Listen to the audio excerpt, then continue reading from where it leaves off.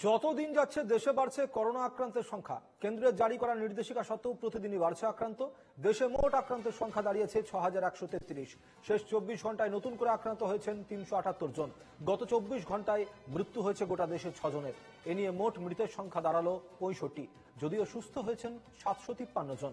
এদিকে রাজ্যে মোট আক্রান্তের সংখ্যা বেড়ে দাঁড়ালো 693। শেষ 24 ঘন্টায় আক্রান্ত হয়েছেন 71 জন, সুস্থ হয়েছেন 53। মোট মৃতের সংখ্যা আপনারা দেখাচ্ছি গোটা দেশে 65, সুস্থ হয়েছেন 753 জন গোটা দেশে। রাজ্যের অবস্থা আপনাদেরকে দেখাবো। রাজ্যে ইতিমধ্যেই আক্রান্ত প্রায় 693। ইন্দ্রনীল ঘোষ আমাদের প্রতিনিধি রয়েছেন এই মুহূর্তে আমাদের সঙ্গে।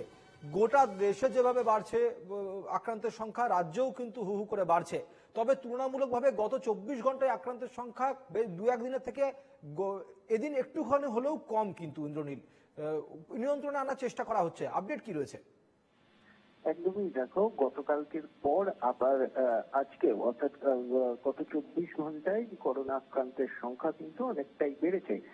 এবং যদিও যে বার অর্থাৎ যে পরিমাণ বেড়েছে তার থেকে কিন্তু সুস্থতার পরিমাণটাও অনেকটা বিষয় বেড়েছে, এমনটা কিন্তু কেন্দ্রীয় স্বাস্থ্য পরিবার কল্যাণ দপ্তর সূত্রে জানা যাচ্ছে। এবং তার সাথে সাথে রাজ্যেও যেভাবে করোনার দাপট দেখা যাচ্ছে, করোনার দাপটের ফলে কিন্তু বেশ কয়েকজন করোনা আক্রান্ত হয়েছে গত 24 ঘন্টায়, কিন্তু সুস্থতার হারও কিন্তু বাড়ছে। যদিও চিকিৎসক যারা রয়েছেন তারা বলছেন যে আতঙ্কিত হওয়ার কোনো কারণ নেই, কিন্তু যে নির্দেশ অর্থাৎ মাস্ক ব্যবহার করা, স্যানিটাইজেশন করা এবং হাত ধোয়ার কথা যেটা বলা হয়েছে সেটা কিন্তু করতে হবে, এমনটাই কিন্তু চিকিৎসক বিশেষজ্ঞদের তরফ থেকেও বলা হচ্ছে। এবং কেউ অসুস্থ হলে দ্রুততার সঙ্গে চিকিৎসকদের পরামর্শ নেওয়ার কথাও কিন্তু চিকিৎসক মহলের তরফ থেকে বলা হচ্ছে।